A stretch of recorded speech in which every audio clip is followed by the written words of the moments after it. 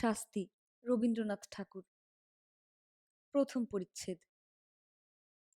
দুঃখীরাম রুই এবং ছিদাম রুই দুই ভাই সকালে যখন দা হাতে লইয়া জন খাটিতে বাহির হইল, তখন তাহাদের দুই স্ত্রীর মধ্যে বকাবকি চেঁচামেচি চলিতেছে। কিন্তু প্রকৃতির অন্যান্য নানাবিধ নিত্য কলরবের ন্যায় এই কলহ কোলাহল পাড়াশুদ্ধ লোকের অভ্যাস হইয়া গেছে। তীব্র কণ্ঠস্বর শুনিবা মাত্র লোকে পরস্পরকে বলে, ওই রে, বাঁধিয়া গিয়াছে, অর্থাৎ যেমনটি আশা করা যায় ঠিক তেমনইটি ঘটিয়াছে। আজও স্বভাবের নিয়মের কোনরূপ বাত্যয় হয় নাই। প্রভাতে পূর্ব দিকে সূর্য উঠিলে যেমন কেহ তাহার কারণ জিজ্ঞাসা করে না, তেমনি এই কুড়িদের বাড়িতে দুই জায়ের মধ্যে যখন একটা হৈ হৈ পড়িয়া যায়, তখন তাহার কারণ নির্ণয়ের জন্য কাহারও কোনরূপ কৌতূহলের উদ্রেক হয় না। অবশ্য এই কোন্দল আন্দোলন প্রতিবেশীদের অপেক্ষা দুই স্বামীকে বেশি স্পর্শ করিত সন্দেহ নাই, কিন্তু সেটা তাহারা কোনরূপ অসুবিধার মধ্যে গণ্য করিত না। তাহারা দুই ভাই যেন দীর্ঘ সংসার পথ একটা এক্কা গাড়িতে করিয়া চলিয়াছে। দুই দিকের দুই স্প্রিংবিহীন চাকার অবিশ্রাম ছড়ছড় খড়খড় শব্দটাকে জীবন রথযাত্রার একটা বিধিবিহত নিয়মের মধ্যেই ধরিয়া লইয়াছে। বরঞ্চ ঘরে যেদিন কোনো শব্দমাত্র নাই, সমস্ত থমথম ছমছম করিতেছে, সেদিন একটা আসন্ন অনৈসর্গিক উপদ্রবের আশঙ্কা জন্মিত। সেদিন যে কখন কি হইবে তাহা কেহ হিসাব করিয়া বলিতে পারিত না। আমাদের গল্পের ঘটনা যেদিন আরম্ভ হইল, সেদিন সন্ধ্যার প্রাক্কালে দুই ভাই যখন জন খাটিয়া শ্রান্ত দেহে ঘরে ফিরিয়া আসিল, তখন দেখিল স্তব্ধ গৃহ গমগম করিতেছে, বাহিরেও অত্যন্ত গুমট। দুই প্রহরের সময় খুব একপশলা বৃষ্টি হইয়া গিয়াছে। এখনো চারিদিকে মেঘ জমিয়া আছে, বাতাসের লেশমাত্র নাই। বর্ষায় ঘরের চারিদিকে জঙ্গল এবং আগাছাগুলা অত্যন্ত বাড়িয়া উঠিয়াছে। সেখান হইতে এবং জলমগ্ন পাটের ক্ষেত হইতে সিক্ত উদ্ভিজ্জের ঘন গন্ধবাষ্প চতুর্দিকে একটি নিশ্চল প্রাচীরের মতো জমাট হইয়া দাঁড়াইয়া আছে। গোয়ালের পশ্চাৎবর্তী ডোবার মধ্য হইতে ভেগ ডাকিতেছে এবং ঝিল্লিরবে সন্ধ্যার নিস্তব্ধ আকাশ একেবারে পরিপূর্ণ। অদূরে বর্ষার পদ্মা নবমেঘচ্ছায়ায় বড় স্থির ভয়ঙ্কর ভাব ধারণ করিয়া চলিয়াছে। শস্যক্ষেত্রের অধিকাংশই ভাঙিয়া লোকালয়ের কাছাকাছি আসিয়া পড়িয়াছে। এমনকি ভাঙনের ধারে দুই চারিটা আম কাঁঠাল গাছের শিকড় বাহির হইয়া দেখা দিয়াছে, যেন তাহাদের নিরুপায় মুষ্টির প্রসারিত অঙ্গুলিগুলি শূন্যে কিছু একটা অন্তিম অবলম্বন আঁকড়াইয়া ধরিবার চেষ্টা করিতেছে। দুঃখীরাম এবং ছিদাম সেদিন জমিদারের কাছারি ঘরে কাজ করিতে গিয়াছিল। ওপারের চরে জলিধান পাকিয়াছে। বর্ষার চর ভাসিয়া যাইবার পূর্বেই ধান কাটিয়া লইবার জন্য দেশের দরিদ্র লোক মাত্রেই কেহ বা নিজের ক্ষেতে, কেহ বা পাট খাটিতে নিযুক্ত হইয়াছে। কেবল কাছারি হইতে পেয়াদা আসিয়া এই দুই ভাইকে জবরদস্তি করিয়া ধরিয়া লইয়া গেল। কাছারি ঘরে চাল ভেদ করিয়া স্থানে স্থানে জল পড়িতেছিল, তাহাই সারিয়া দিতে এবং গোটা কতক ঝাঁপ নির্মাণ করিতে তাহারা সমস্ত দিন খাটিয়াছে। বাড়ি আসিতে পায় নাই, কাছারি হইতেই কিঞ্চিৎ জলপান খাইয়াছে। মধ্যে মধ্যে বৃষ্টিতেও ভিজিতে হইয়াছে। উচিত মতো পাওনা মজুরি পায় নাই, এবং তাহার পরিবর্তে যে সকল অন্যায় কটু কথা শুনিতে হইয়াছে সে তাহাদের পাওনার অনেক অতিরিক্ত। পথের কাদা এবং জল ভাঙিয়া সন্ধ্যাবেলায় বাড়ি ফিরিয়া আসিয়া দুই ভাই দেখিল ছোটদা চন্দরা ভূমিতে অঞ্চল পাতিয়া চুপ করিয়া পড়িয়া আছে। আজিকার এই মেঘলা দিনের মতো সেও মধ্যাহ্নে প্রচুর অশ্রুবর্ষণপূর্বক সায়াহ্নের কাছাকাছি ক্ষান্ত দিয়া অত্যন্ত গুমোট করিয়া আছে। আর বড় যা রাধা মুখটা মস্ত করিয়া দাওয়ায় বসিয়াছিল। তাহার ১.৫ বছরের ছোট ছেলেটি কাঁদিতেছিল। দুই ভাই যখন প্রবেশ করিল, দেখিল উলঙ্গ শিশু প্রাঙ্গণের এক পার্শ্বে চিত হইয়া পড়িয়া ঘুমাইয়া আছে। ক্ষুধিত দুঃখীরাম আর কাল বিলম্ব না করিয়া বলিল, ভাত দে। বড় বউ বারুদের বস্তায় স্ফুলিঙ্গ পাতের মতো এক মুহূর্তেই তীব্র কণ্ঠস্বর আকাশ পরিমাণ করিয়া উঠিল। ভাত কোথায় যে ভাত দিব? তুই কি চাল দিয়া গিয়াছিলি? আমি কি নিজে রোজগার করিয়া আনিব? সারাদিনের শ্রান্তি ও লাঞ্ছনার পর অন্নহীন নিরানন্দ অন্ধকার ঘরে প্রজ্বলিত ক্ষুধানলে গৃহিণীর রুক্ষবচন, বিশেষত শেষ কথাটার গোপন কুৎসিত শ্লেষ দুঃখীরামের হঠাৎ কেমন একেবারেই অসহ্য হইয়া উঠিল। ক্রুদ্ধ ব্যাঘ্রের ন্যায় গম্ভীর গর্জনে বলিয়া উঠিল, কি বললি? বলিয়া মুহূর্তের মধ্যে দা লইয়া কিছু না ভাবিয়া একেবারে স্ত্রীর মাথায় বসাইয়া দিল। রাধা তাহার ছোট জায়ের কোলের কাছে পড়িয়া গেল এবং মৃত্যু হইতে মুহূর্ত বিলম্ব হইল না। চন্দরা রক্তসিক্ত বস্ত্রে কি হল গো বলিয়া চিৎকার করিয়া উঠিল।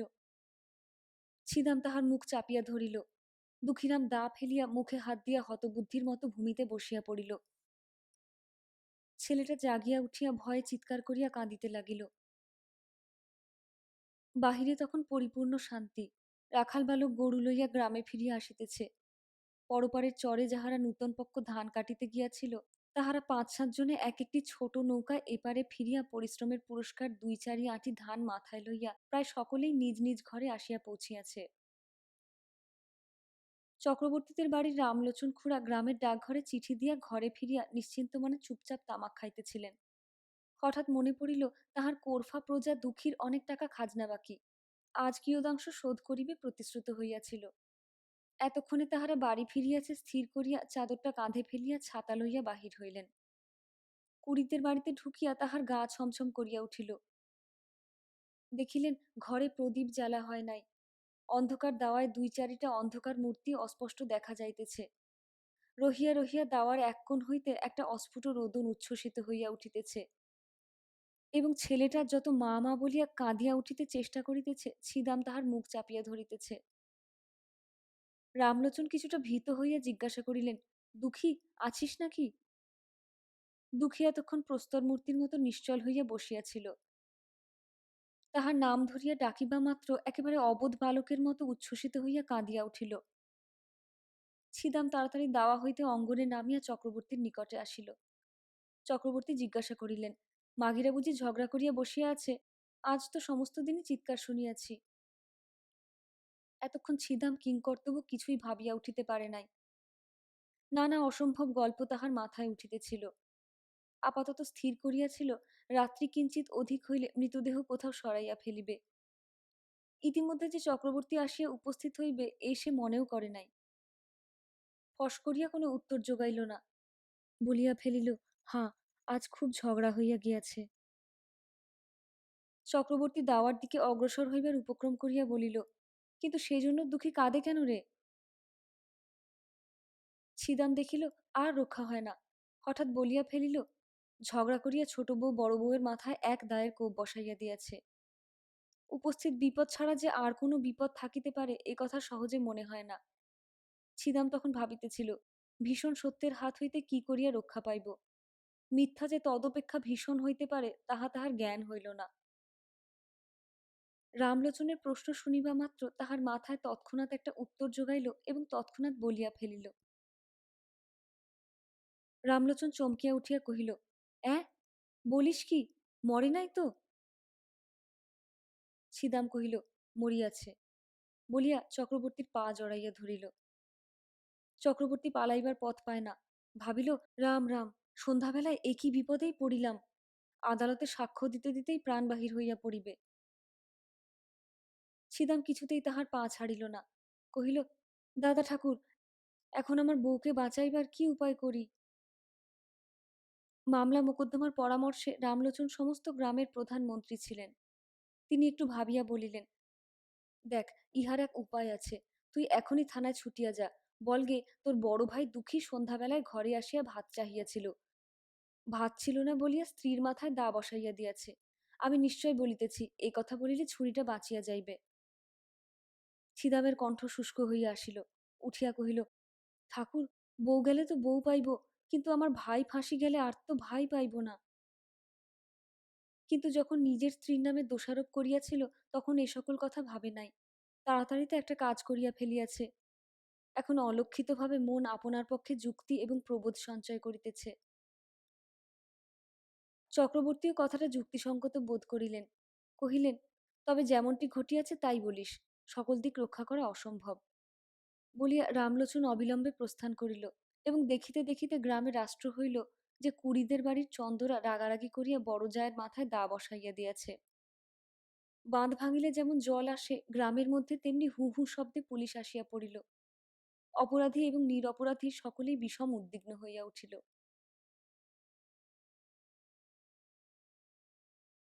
দ্বিতীয় পরিচ্ছেদ।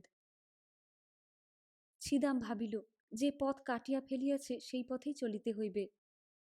সে চক্রবর্তীর কাছে নিজ মুখে এক কথা বলিয়া ফেলিয়াছে, সে কথা গা শুদ্ধ রাষ্ট্র হইয়া পড়িয়াছে।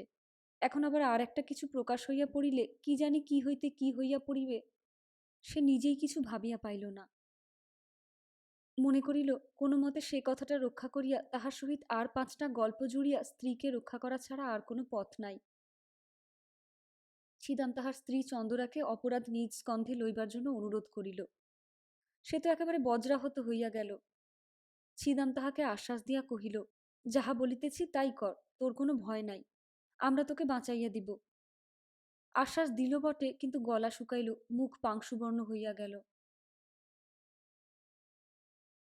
চন্দরার বয়স ১৭-১৮ অধিক হইবে না।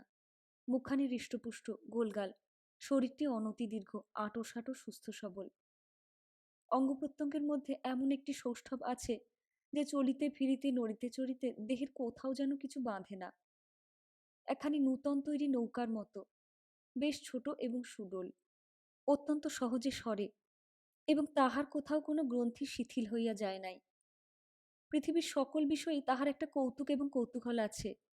পাড়ায় গল্প করিতে যাইতে ভালোবাসে, এবং কুম্ভকক্ষের ঘাটে যাইতে আসিতে ২ অঙ্গুলি দিয়া ঘোমটা ঈষৎ ফাঁক করিয়া উজ্জ্বল চঞ্চল ঘনকৃষ্ণ চোখ দুটি দিয়া পথের মধ্যে দর্শনযোগ্য যাহা কিছু সমস্ত দেখিয়া লয়।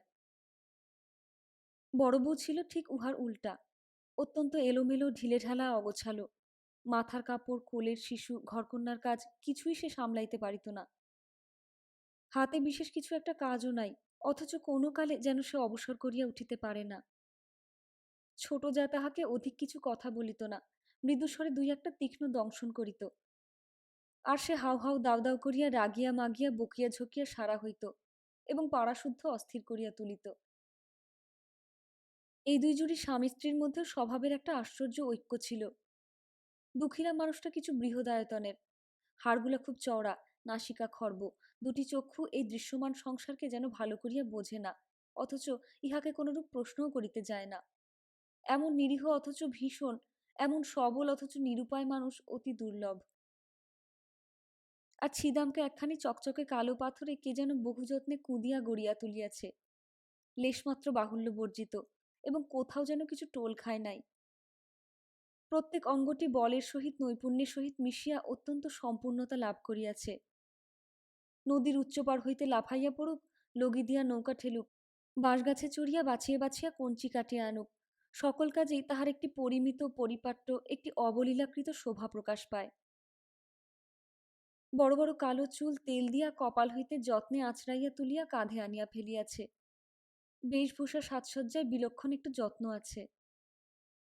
অপরাপর গ্রামবধূদিগের সৌন্দর্যের প্রতি যদিও তাহার উদাসীন দৃষ্টি ছিল না, এবং তাহাদের চোখে আপনাকে মনোরম করিয়া তুলিবার ইচ্ছাও তাহার যথেষ্ট ছিল, তবু ছিদাম তাহার যুবতী স্ত্রীকে একটু বিশেষ ভালোবাসিত। উভয় ঝগড়াও হইত, ভাবও হইত, কেহ কাহাকেও পরাস্ত করিতে পারিত না। আর একটি কারণে উভয়ের মধ্যে বন্ধন কিছু সুদৃঢ় ছিল। ছিদাম মনে করিত চন্দরা যেরূপ চটুল চঞ্চল প্রকৃতির স্ত্রীলোক, তাহাকে যথেষ্ট বিশ্বাস নাই, আর চন্দরা মনে করিত আমার স্বামীটির চতুর্দিকে দৃষ্টি, তাহাকে কিছু কষাকষি করিয়া না বাঁধিলে কোন দিন হাতছাড়া হইতে আটক নাই। উপস্থিত ঘটনা ঘটিবার কিছুকাল পূর্বে হইতে স্ত্রী পুরুষের মধ্যে ভারী একটা গোলযোগ চলিতেছিল। চন্দরা দেখিয়াছিল তাহার স্বামী কাজের ওজর করিয়া মাঝে মাঝে দূরে চলিয়া যায়, এমনকি ২-১ দিন অতীত করিয়াও আসে, অথচ কিছু উপার্জন করিয়া আনে না। লক্ষণ মন্দ দেখিয়া সেও কিছু বাড়াবাড়ি দেখাইতে লাগিল। যখন তখন ঘাটে যাইতে আরম্ভ করিল, এবং পাড়া পর্যটন করিতে আসিয়া কাশী মজুমদারের মেজ ছেলেটির প্রচুর ব্যাখ্যা করিতে লাগিল। ছিদামের দিন এবং রাতগুলির মধ্যে কে যেন বিষ মিশাইয়া দিল। কাজকর্মে কোথাও একদণ্ড গিয়া সুস্থির হইতে পারে না। একদিন ভাজকে আসিয়া ভারী ভর্ৎসনা করিল। সে হাত নাড়িয়া ঝঙ্কার দিয়া অনুপস্থিত মৃত পিতাকে সম্বোধন করিয়া বলিল, ও মেয়ে ঝড়ের আগে ছোটে, উহাকে আমি সামলাইব? আমি জানি ও কোন দিন কি সর্বনাশ করিয়া বসিবে। চন্দরা পাশের ঘর হইতে আসিয়া আস্তে আস্তে কহিল, কেন দিদি, তোমার এত ভয় কিসের? এই ২ যায় বিষম দ্বন্দ্ব বাঁধিয়া গেল। ছিদাম চোখ পাকাইয়া বলিল, এবার যদি কখনো শুনি তুই একলা ঘাটে গিয়াছিস, তোর হাড় গুঁড়াইয়া দিব। চন্দরা বলিল, তাহা হইলে তো হাড় জুড়ায়, বলিয়া তৎক্ষণাৎ বাহিরে যাইবার উপক্রম করিল। ছিদাম এক লম্ফে তাহার চুল ধরিয়া টানিয়া ঘরে পুরিয়া বাহির হইতে দ্বার রুদ্ধ করিয়া দিল। কর্মস্থান হইতে সন্ধ্যাবেলা ফিরিয়া আসিয়া দেখে ঘর খোলা, ঘরে কেহ নাই। চন্দরা ৩টে গ্রাম ছাড়াইয়া একেবারে তাহার মামার বাড়ি গিয়া উপস্থিত হইয়াছে। ছিদাম সেখান হইতে বহু কষ্টে অনেক সাধ্য সাধনায় তাহাকে ঘরে ফিরাইয়া আনিল, কিন্তু এবার পরাস্ত মানিল। দেখিল এক অঞ্জলি পারদকে মুষ্টির মধ্যে শক্ত করিয়া ধরা যেমন দুঃসাধ্য, এই মুষ্টিমেয় স্ত্রীটুকুকেও কঠিন করিয়া ধরিয়া রাখা তেমনই অসম্ভব। ও যেন ১০ আঙুলে ফাঁক দিয়া বাহির হইয়া পড়ে। আর কোনো জবরদস্তি করিল না, কিন্তু বড় অশান্তিতে বাস করিতে লাগিল। তাহার এই চঞ্চলা যুবতী স্ত্রীর প্রতি সদাশঙ্কিত ভালোবাসা উগ্র একটা বেদনার মতো বিষম টনটনে হইয়া উঠিল। এমনকি একবার মনে হইত, এ যদি মরিয়া যায় তবে আমি নিশ্চিন্ত হইয়া একটুখানি শান্তি লাভ করিতে পারি। মানুষের উপরে মানুষের যতটা ঈর্ষা হয়, যমের উপরে এতটা নহে। এমন সময় ঘরে সেই বিপদ ঘটিল। চন্দরাকে যখন তাহার স্বামী খুন স্বীকার করিয়া লইতে কহিল, সে স্তম্ভিত হইয়া চাহিয়া রহিল। তাহার কালো দুটি চক্ষু কালো অগ্নির ন্যায় নীরবে তাহার স্বামীকে দগ্ধ করিতে লাগিল। তাহার সমস্ত শরীর মন যেন ক্রমেই সংকুচিত হইয়া স্বামী রাক্ষসের হাত হইতে বাহির হইয়া আসিবার চেষ্টা করিতে লাগিল। তাহার সমস্ত অন্তরাত্মা একান্ত বিমুখ হইয়া দাঁড়াইল। ছিদাম আশ্বাস দিল, তোমার কিছু ভয় নাই বলিয়া পুলিশের কাছে ম্যাজিস্ট্রেটের কাছে কি বলিতে হইবে বারবার শিখাইয়া দিল। চন্দরা সে সমস্ত দীর্ঘ কাহিনী কিছুই শুনিল না, কাঠের মূর্তি হইয়া বসিয়া রহিল। সমস্ত কাজেই ছিদামের উপর দুঃখীরামের একমাত্র নির্ভর। ছিদাম যখন চন্দরার উপর দোষারোপ করিতে বলিল, দুঃখী বলিল, তাহা হইলে বৌমার কি হইবে? ছিদাম কহিল, উহাকে আমি বাঁচাইয়া দিব। বৃহদাকায় দুঃখীরাম নিশ্চিন্ত হইল। তৃতীয় পরিচ্ছেদ। ছিদাম তাহার স্ত্রীকে শিখাইয়া দিয়াছিল যে, তুই বলিস বড় যা আমাকে বঁটি লইয়া মারিতে আসিয়াছিল, আমি তাহাকে দা লইয়া ঠেকাইতে গিয়া হঠাৎ কেমন করিয়া লাগিয়া গিয়াছে। এই সমস্তই রামলোচনের রচিত।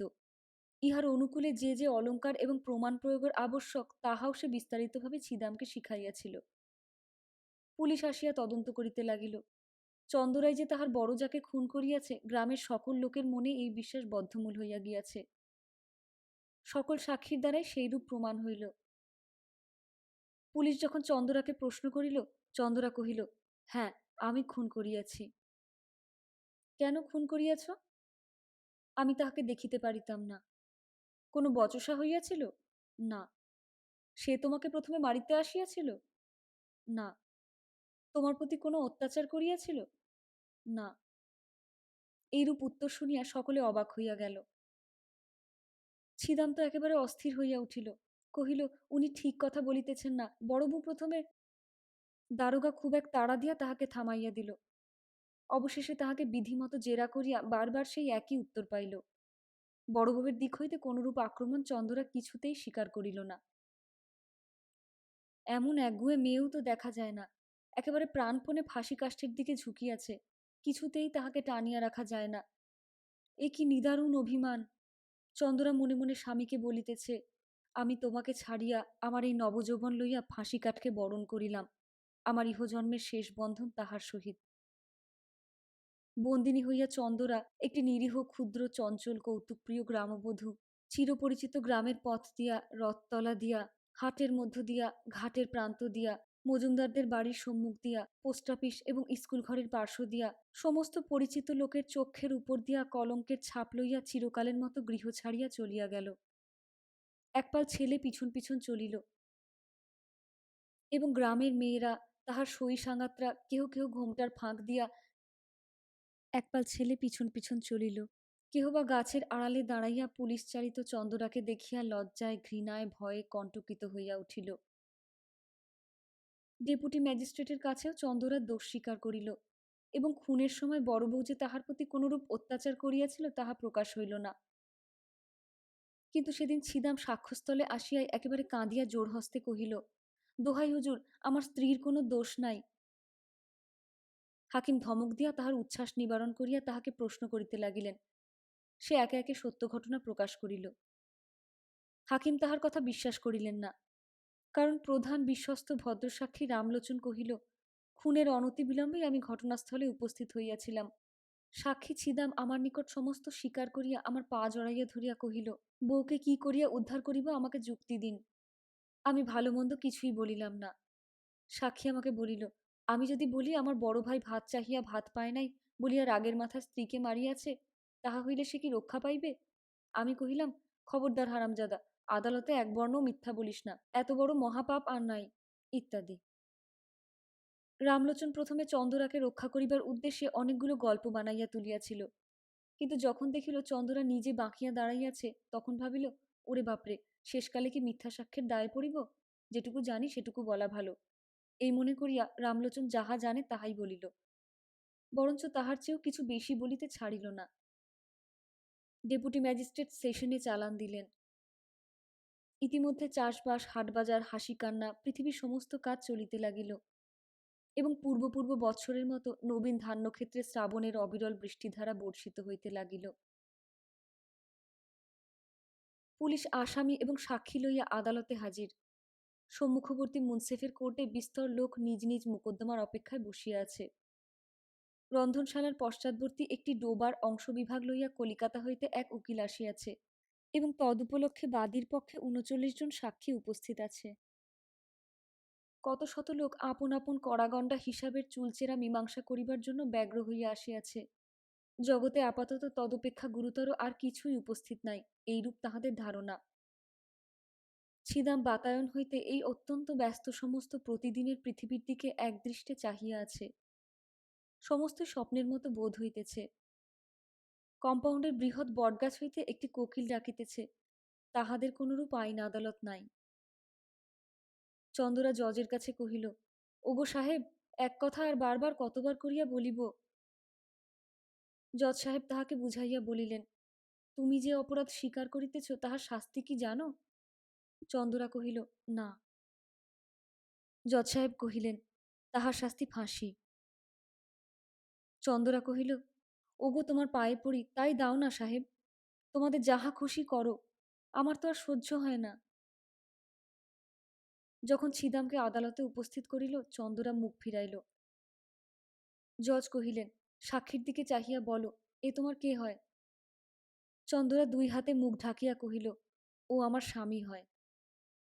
প্রশ্ন হইল, ও তোমাকে ভালোবাসে না? উত্তর, উহ, ভারী ভালোবাসে। প্রশ্ন, তুমি উহাকে ভালোবাসো না? উত্তর, খুব ভালোবাসি। ছিদামকে যখন প্রশ্ন হইল, ছিদাম কহিল, আমি খুন করিয়াছি। প্রশ্ন, কেন? ছিদাম, ভাত চাহিয়াছিলাম, বড় বউ ভাত দেয় নাই। দুঃখীরাম সাক্ষ্য দিতে আসিয়া মূর্ছিত হইয়া পড়িল। মূর্ছাভঙ্গের পর উত্তর করিল, সাহেব, আমি খুন করিয়াছি। কেন? ভাত চাহিয়াছিলাম, ভাত দেয় নাই। বিস্তর জেরা করিয়া এবং অন্যান্য সাক্ষ্য শুনিয়া জজ সাহেব স্পষ্ট বুঝিতে পারিলেন, ঘরের স্ত্রীলোককে ফাঁসির অপমান হইতে বাঁচাইবার জন্য ইহারা দুই ভাই অপরাধ স্বীকার করিতেছে। কিন্তু চন্দরা পুলিশ হইতে সেশন আদালত পর্যন্ত বারবার এক কথা বলিয়া আসিতেছে, তাহার কথার তিলমাত্র নড়চড় হয় নাই। দুইজন উকিল স্বেচ্ছাপ্রবৃত্ত হইয়া তাহাকে প্রাণদণ্ড হইতে রক্ষা করিবার জন্য বিস্তর চেষ্টা করিয়াছে, কিন্তু অবশেষে তাহার নিকট পরাস্ত মানিয়াছে। যেদিন একরত্তি বয়সে একটি কালো কলো ছোটখাটো মেয়ে তাহার গোলগাল মুখটি লইয়া খেলার পুতুল ফেলিয়া বাপের ঘর হইতে শ্বশুর ঘরে আসিল, সেদিন রাত্রে শুভলগ্নের সময় আজিকার দিনের কথা কে কল্পনা করিতে পারিত? তাহার বাপ মরিবার সময় এই বলিয়া নিশ্চিন্ত হইয়াছিল যে যাহা হোক, আমার মেয়েটির একটি সদ্গতি করিয়া গেলাম। জেলখানায় ফাঁসির পূর্বে দয়ালু সিভিল সার্জন চন্দরাকে জিজ্ঞাসা করিল, কাহাকেও দেখিতে ইচ্ছা করো? চন্দরা কহিল, একবার আমার মাকে দেখিতে চাই। ডাক্তার কহিল, তোমার স্বামী তোমাকে দেখিতে চায়, তাহাকে কি ডাকিয়া আনিব? চন্দরা কহিল, মরণ!